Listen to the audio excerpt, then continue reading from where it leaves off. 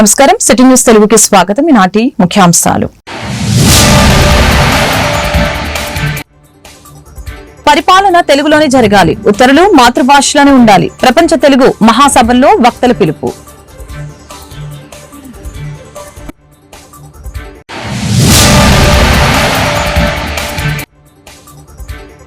$2 లక్షల కోట్ల ప్రాజెక్టుల్ని మంజూరు చేసిన కేంద్ర ప్రభుత్వం. కియా పరిశ్రమ రాయలసీమ చరిత్రని మార్చేసింది. మంత్రి లోకేష్ వెల్లడి.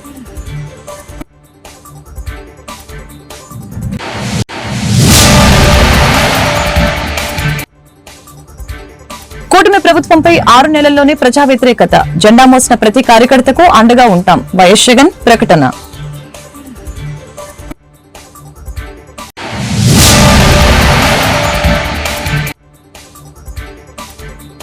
ఇంటర్ విద్యలో కీలక సంస్కరణలు. విద్యావేత్తలు, తల్లిదండ్రుల నుంచి సలహాలకి ఆహ్వానం. కృతికా శుక్ల ప్రకటన. తెలుగు రాష్ట్రాల్లో పాలన తెలుగులోనే జరగాలని, ఉత్తర్వులు మాతృభాషలోనే ఉండాలని మాజీ ఉపరాష్ట్రపతి వెంకయ్యనాయుడు తెలిపారు. గోదావరి గ్లోబల్ విశ్వవిద్యాలయం ప్రాంగణంలో జరుగుతున్న ప్రపంచ తెలుగు మహాసభల్లో ఆయన మాట్లాడారు. అమ్మ భాషను మరిస్తే అమ్మను మరిచినట్లేనని తెలిపారు. తెలుగులో మాట్లాడేవారు తెలుగు నాయకుడు కాదని అన్నారు. మాతృభాషలో మాట్లాడని వారికి ఓటు వేయొద్దని సూచించారు. రాష్ట్రం బయట ఉన్న వారంతా తెలుగు బాగా మాట్లాడుతున్నారు. ఇతర రాష్ట్రాల నుంచి వచ్చిన వాళ్లు నేర్చుకుంటున్నారు. కానీ తెలుగు రాష్ట్రాల్లో కొందరు తెలుగువారు అమ్మ భాష మాట్లాడటం లేదు. న్యాయస్థానంలో మాతృభాష వాడకం పెరిగింది. సినిమాల్లో మాటలు, పాటల్లో తెలుగుదనం ఉండాలి. తెలుగు కోసం పత్రికలు, ప్రసార మాధ్యమాలు కృషి చేస్తున్నాయి. మన భాషను ఎవరో కాకుండా మనమే కాపాడుకోవాలి. భాషను ప్రేమించు, ప్రోత్సహించు, ఇతరులతో పలికించు నినాదంతో ముందుకు వెళ్లాలి అని వెంకయ్యనాయుడు తెలిపారు. అందుకని ముందు ఇంట్లో, వీధిలో, గుడిలో, బడిలో, అమ్మ ఒడిలో భాష అవుతుందో ఆ భాష మాట్లాడదామని మనందరం ప్రతిజ్ఞ చేద్దాం. కష్టమేం కాదు, మనం పుట్టింది తెలుగులో, కానీ మనకు అలవాటు అయిపోయింది మమ్మీ, డాడీ, బీడీ, జాడీ, కేడీ. ఈ అలవాటు అయిపోయి ఆ అలవాటు ప్రకారం మమ్మీ అని. ఇది అమ్మలకు కూడా వచ్చిన జబ్బు. అమ్మలు కూడా పెద్దలు నానా, మమ్మీ అను, డాడీ అను అని చెప్పని. నానా అంటే ఎక్కడి దాకా వినబడుతుంది, అమ్మా అంటే అంతరాల నుంచి వస్తుంది, మమ్మీ అంటే మూతిలో నుంచి వస్తుంది. ఇంటికి వెళ్ళి ఒకసారి ట్రై చేయండి, రాత్రికి మమ్మీ అనండి, ఎక్కడి నుంచి వస్తుందో. రాష్ట్రానికి ప్రధాని నరేంద్ర మోదీ 2 లక్షల కోట్ల విలువైన ప్రాజెక్టులు ఇస్తున్నారని మంత్రి నారా లోకేష్ తెలిపారు. విశాఖలో డిప్క్ ఆధ్వర్యంలో నిర్వహించిన ఆంధ్రప్రదేశ్ డిజిటల్ టెక్నాలజీ సదస్సులో ఆయన పాల్గొని మాట్లాడారు. ఒక కియా పరిశ్రమ రాయలసీమ ముఖ్య చిత్రాన్ని మార్చిందని చెప్పారు. డేటా సిటీ ప్రపంచానికి తలమానికంగా రూపుదిద్దుకుంటుందని లోకేష్ పేర్కొన్నారు. రతన్ టాటా మంచి దార్శనికుడని, దేశ పురోభివృద్ధికి ఎంతగానో కృషి చేశారని ఈ సందర్భంగా కొనియాడారు. Today we are gathered here not just to talk about technology but to ignite a vision. A vision where Andhra Pradesh becomes a global digital technology powerhouse by embracing innovation, fostering deep technology capabilities, and driving convergence across industries. The theme of this summit is Shaping the Future, Empowering Andhra Pradesh through Innovation, Deep Tech Skills, and Convergence resonates deeply with your government's commitment to economic growth, technology advancement, and social transformation. Innovation has always been the engine of progress, from disruptive technologies in artificial intelligence, robotics, quantum computing, health tech, edutech, to smart solutions in energy, infrastructure, technology, which is shaping the world faster than we ever imagined. We are at the cusp where industries must converge. IT, electronics, medtech, and smart technologies must come together to work symbiotically to solve our complex social issues, and in a very holistic manner. I would like all of you to think about a few examples. How can technology, a convergence of technology, fundamentally transform healthcare? I have seen a pilot done by Tata Health in Karnataka, where they're able to use IoTs, they're able to use data effectively, and look at predictive models to predict where the incidence of diabetes, blood pressure, and so on and so forth. So I think there's an amazing opportunity to look at convergence of technology and to apply it to the world at large. We all, as a state, as already explained by our leaders here, we aim to position Andhra Pradesh as a $2+ trillion economy by 2047.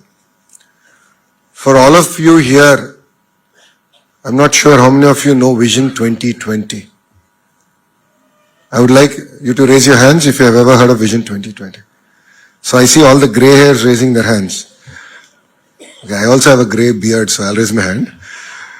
But I think Guru Nani sir can vouch for Vision 2020. Vision 2020 was crafted by our Chief Minister, Mr. Naidu, way back in the 90s, talking about the then combined state of Andhra Pradesh. Vision 2020 not just spoke about technology, it spoke party కార్యకర్తలకు అండగా ఉంటామని వైఎస్ఆర్సీపీ అధినేత YS Jagan కీలక హామీ ఇచ్చారు. కార్యకర్తల విషయంలో ఇప్పటి వరకు ఒకలా చూసాం, ఇకపై మరొకలా చూస్తామని వైఎస్ జగన్ భరోసా ఇచ్చారు. జెండా మోసిన ప్రతి కార్యకర్తకు భరోసాగా ఉంటామని ఈ సందర్భంగా ధైర్యం చెప్పారు.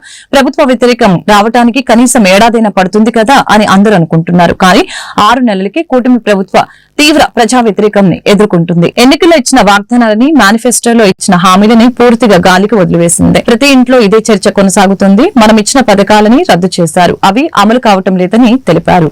మరి ఇలాంటి నేపథ్యంలో మనం అంతా కలుస్తా ఉన్నాం. మరి మీరే చెప్పండి, ప్రజలకు తోడుగా మనం ఉండాలి కదా, ప్రజలకు అండగా మనం నిలబడాలి కదా. ప్రజలకు తోడుగా నిలబడగలిగినప్పుడే వాళ్ళ మీద ఉన్న వ్యతిరేకత మన మీద, మన నాయకుల మీద సింపతి కింద కన్వర్ట్ అవుతుంది. ఈ సంక్రాంతి కల్లా పార్టీ నిర్మాణం, జిల్లా కమిటీలు, నియోజకవర్గ కమిటీలు, మండల కమిటీలు, ఇవన్నీ మీరు సంక్రాంతి కల్లా మీరు అన్నీ కూడా పూర్తి చేసే కార్యక్రమాలు చేయండి. దాని తర్వాత జనవరి, ఫిబ్రవరి నుంచి, జనవరి చివరిలో కానీ ఫిబ్రవరి మొదటి వారం నుంచి కానీ నా ప్రోగ్రాములు కూడా స్టార్ట్ అవుతాయి. నేను కూడా జిల్లాలకు వస్తాను, నేను కూడా జిల్లాల్లోనే నిద్ర చేస్తాను. ప్రతిరోజు ఒక 2 నియోజకవర్గాలు చొప్పున కార్యకర్తలందరితో కూడా మమేకమయ్యే కార్యక్రమం చేసే కార్యక్రమానికి శ్రీకారం చుడతాను. నా ప్రోగ్రాంలో ఒకసారి స్టార్ట్ అయిన తర్వాత మండల స్థాయి నుంచి గ్రామ స్థాయి దాకా పార్టీ బలోపేతం చేసే విధంగా చర్యలు తీసుకునే కార్యక్రమానికి మనం శ్రీకారం చుడతాం. విలేజ్ కమిటీసు, బూత్ కమిటీసు, వీటిని సంబంధించి ఎలా వీటిని అన్నిటినీ కూడా బలోపేతం చేయాలి, వీటిని అన్నిటినీ ఆర్గనైజ్డ్ పద్ధతిలోకి ఎలా తీసుకుని రావాలి. సోషల్ మీడియా అన్నది ఒక బలమైన ఆయుధంగా కూడా మనం ఎలా ఉపయోగించుకోవాలి అన్నది కూడా చెప్పేటివన్నీ కూడా నేను ఎప్పుడైతే జిల్లాలకు వస్తానో అప్పుడు నా కార్యక్రమంలో ఇవన్నీ కూడా మీరు నేను అందరం కలిసికట్టుగా డిస్కస్ చేసి ఇవి గ్రామ స్థాయిలోకి పర్కులేట్ అయ్యేట్టుగా మీరు నేను అందరం కలిసి అడుగులు వేస్తాం. ఎందుకనంటే ఈరోజు మనం యుద్ధం చేసేది ఒక చంద్రబాబుతో కాదు, ఒక ఈనాడు, ఒక ఆంధ్రజ్యోతి, ఒక TV5 ఇలాంటి ఒక చెడిపోయిన ఒక సామ్రాజ్యంతో యుద్ధం చేస్తూ ఉన్నాం. వీళ్ళని ఎదుర్కోవాలి అంటే, ఆ మీడియా సామ్రాజ్యాన్ని మనం ఎదుర్కోవాలి అంటే మనకున్న ఏకైక అస్త్రం మన చేతుల్లో సెల్ ఫోన్. ప్రతి ఒక్కళ్ళం మనలో మన దగ్గర నుంచి మొదలెడితే గ్రామ స్థాయిలో ఉన్న ప్రతి విలేజ్ కమిటీ మెంబర్ దగ్గర నుంచి బూత్ కమిటీ మెంబర్ దాకా ప్రతి ఒక్కరికి కూడా వాళ్ళ ఫోన్ అనేది. ఇంటర్ విద్యలో కీలక సంస్కరణలకి రాష్ట్ర ప్రభుత్వం సిద్దమవుతుంది. దీనికి సంబంధించిన పలు ప్రతిపాదనలు సిద్దం చేసినట్లు ఇంటర్ బోర్డు కార్యదర్శి కృతికా శుక్లా తెలిపారు. ఈ మేరకు నిర్వహించిన మీడియా సమావేశంలో ఆమె మాట్లాడారు. ఇంటర్ విద్యలో సంస్కరణలపై విద్యార్థులు, తల్లిదండ్రులు, విద్యావేత్తల నుంచి సలహాలు ఆహ్వానిస్తున్నట్లు తెలిపారు. అలాగే సైన్స్, ఆర్ట్స్, భాషా సబ్జెక్టుల్లో సంస్కరణలు అమలు చేస్తాం. 2024-25 నుంచి 10వ తరగతి NCERT పాఠ్య పుస్తకాలు ప్రవేశపెట్టారు. 2025-26 ఇంటర్ ప్రథమ సంవత్సరంలో NCERT పాఠ్య పుస్తకాలు ప్రవేశపెడతాం. దీంతో నీట్, JEE వంటి జాతీయ స్థాయి పోటీ పరీక్షలకి సులభతరం అవుతుందని తెలిపారు. రోజు మన BIE-లో ప్రతిపాదిత సంస్కరణల గురించి ఈ ప్రెస్ కాన్ఫరెన్స్ పెట్టడం జరిగింది. గత 6 నెలల నుంచి మన ఇంటర్మీడియట్ ఎడ్యుకేషన్లో ఉన్న stakeholders, parents, students, public organisations నుంచి కొన్ని సజెషన్స్ వచ్చినాయి. అదే కాకుండా మన నేషనల్ ఎడ్యుకేషన్ పాలసీ మరియు నేషనల్ కరికులం ఫ్రేమ్వర్క్ కూడా పరిగణనలో తీసుకొని ఆనరబుల్ మినిస్టర్ గారు ఇచ్చిన గైడెన్స్ తో కొన్ని రిఫార్మ్స్ ప్రపోజ్ చేయడం జరిగింది. దాన్ని ఈరోజు మీ ముందుకు పెట్టి పబ్లిక్ నుంచి ఒపీనియన్స్ తీసుకుంటున్నాం. అంటే ఈ రిఫార్మ్స్ ఒకసారి ఇంప్లిమెంట్ చేస్తే ఇంటర్మీడియట్ ఎడ్యుకేషన్లో ఉన్న 10 లక్షల పైన స్టూడెంట్స్కి ఇంపాక్ట్ అవుతుంది. కాబట్టి ఈ రిఫార్మ్స్ మీద పబ్లిక్ ఒపీనియన్, సజెషన్స్, ఆబ్జెక్షన్స్ అన్నీ తీసుకోవడానికి ఈరోజు ఇది పబ్లిక్ డొమైన్లో ఓపెన్ చేస్తున్నాము. 26 జనవరి కల్లా దీని మీద మన BIE-reforms@gmail.com వెబ్సైట్కి ఈ ఒపీనియన్స్ ఎవరు కూడా పంపించేసుకోవచ్చు. డీటెయిల్స్ అన్నీ నేను ఈ ప్రెస్ కాన్ఫరెన్స్లో ఏమేమి మాట్లాడతాను అవన్నీ మన BIE.ap.gov.in పోర్టల్లో అందరికీ అందుబాటులో ఉంటుంది, అవైలబుల్ ఉంటుంది. సో ముఖ్యంగా చూస్తే గత చాలా సంవత్సరాల నుంచి BIEలో చేంజింగ్ టైమ్స్ ప్రకారం రిఫార్మ్స్ జరగలేదు. అంటే కొన్ని సర్కమ్స్టాన్సెస్ వల్ల, రీజన్స్ వల్ల జరగలేదు. కాబట్టి 4 main reforms we are proposing now. First is revision of syllabus and textbooks. Current syllabus ఈ 2-year intermediate course లో ఏం ఫాలో చేస్తున్నాము అది రివిజన్ సైన్సెస్ కోర్సెస్ కి 2012-13 లో జరిగింది. అంటే లాస్ట్ 13 years నుంచి టెక్స్ట్ బుక్స్ లో కానీ సిలబస్ లో కానీ ఏం రివిజన్ జరగలేదు.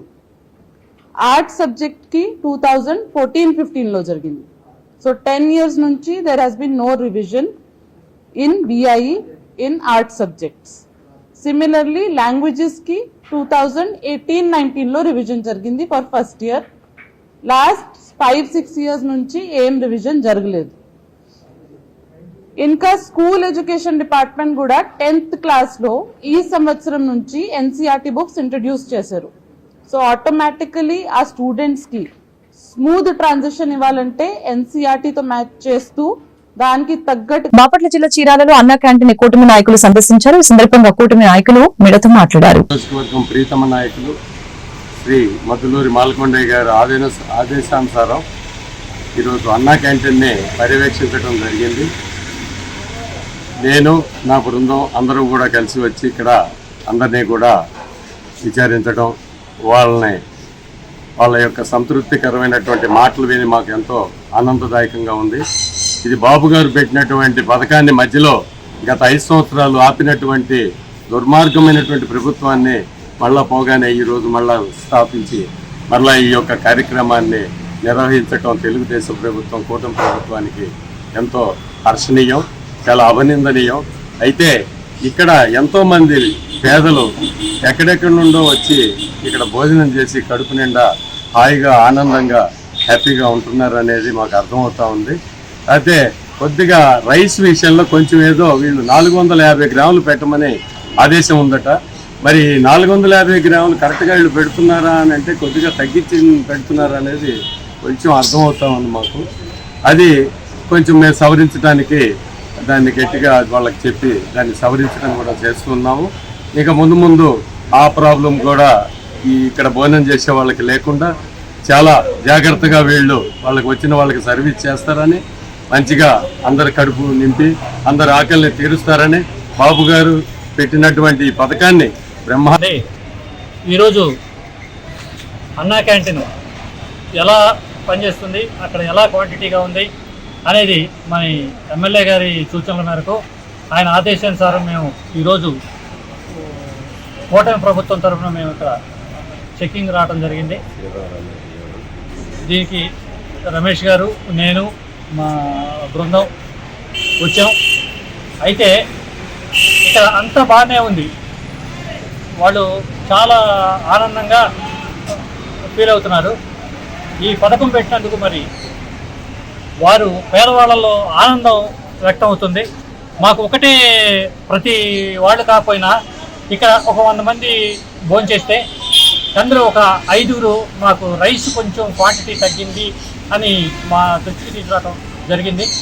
మేము ఈ విషయం మరి గౌరవనీయులైన మా ఎమ్మెల్యే గారి దృష్టికి, కమిషనర్ గారి దృష్టికి తీసుకెళ్ళి ఆ విషయంలో మేము కొంచెం. బాపట్ల జిల్లా చెరుకుపల్లి మండలం ఈ రోజు చెరుకుపల్లి మండలం పరిషత్ కార్యాలయం నందు గ్రామ సర్వసభ్య సమావేశం కార్యక్రమాన్ని నిర్వహించారు. కార్యక్రమంలో మండల ఎంపీపీ రత్నప్రసాద్ ముఖ్య అతిథిగా హాజరయ్యారు. గ్రామ అభివృద్ధి కార్యక్రమంలో పలు అంశాల గురించి చర్చ కార్యక్రమాన్ని నిర్వహించడం జరిగింది.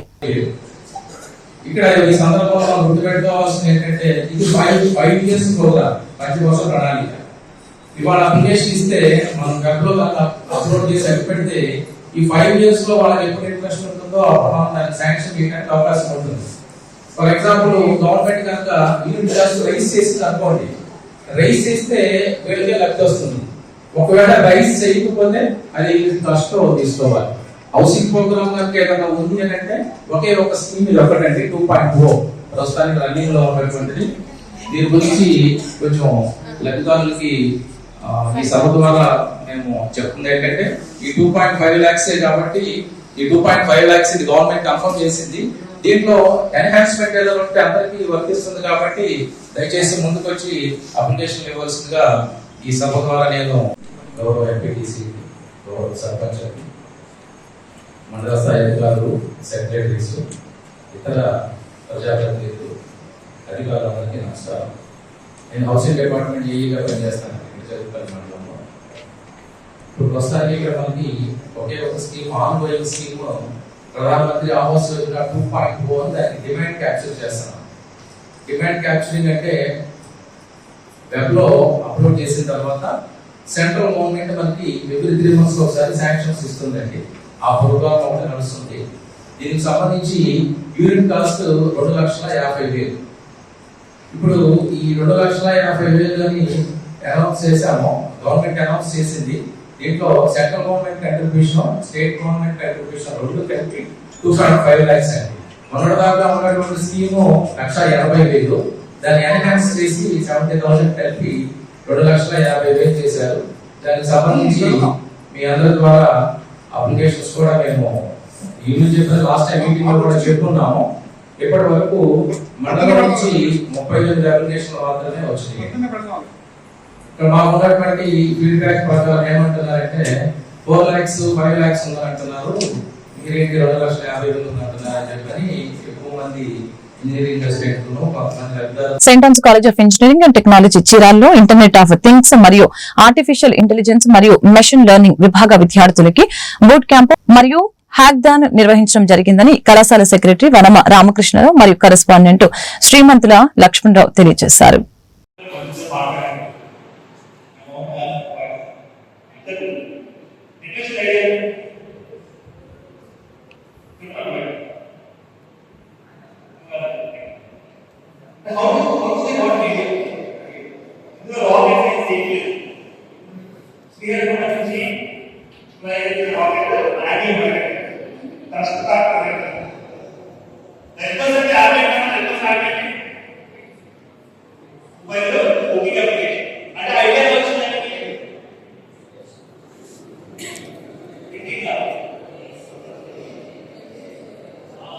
ఒక స్ట్రగుల్ అయింది, ఏది కుకింగ్ చేసుకోవడానికి తిరిగి కుకింగ్ అవ్వలేదని కుకింగ్ వర్క్ వస్తుంది కాంప్లికేషన్ అనేది ఈజీగా బుక్ చేసుకున్నాను. సో స్ట్రగుల్ అంతా మనం కాంప్లీట్ అయితే దట్ ఇస్ ప్రాబ్లం. ఓకే, అందుకే first follow you sometimes in these days some of the players want to play and that idea can be great. If you go to the way hack program idea is how to discuss it and create it for you organize organization. Okay, so after you organize about plan. వార్తలు ముగించే ముందు ముఖ్యాంశాలు మరొకసారి. పరిపాలన తెలుగులోనే జరగాలి, ఉత్తర్వులు మాతృభాషలోనే ఉండాలి, ప్రపంచ తెలుగు మహాసభల్లో వక్తల పిలుపు.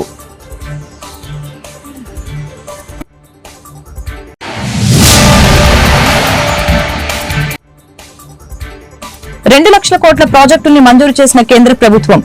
కియా పరిశ్రమ రాయలసీమ చరిత్రని మార్చేసింది, మంత్రి లోకేష్ వెల్లడి.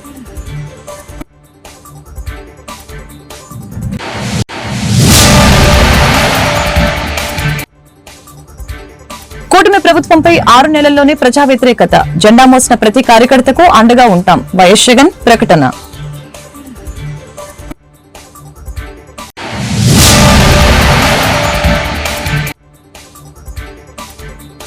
ఇంటర్ విద్యలో కీలక సంస్కరణలు, విద్యావేత్తలు తల్లిదండ్రుల నుంచి సలహాలకి ఆహ్వానం, కృతికా శుక్ల ప్రకటన. ఈ వార్తలు ఇంతటితో సమాప్తం. మరొక బులెటిన్లో మళ్ళీ కలుద్దాం. నమస్కారం.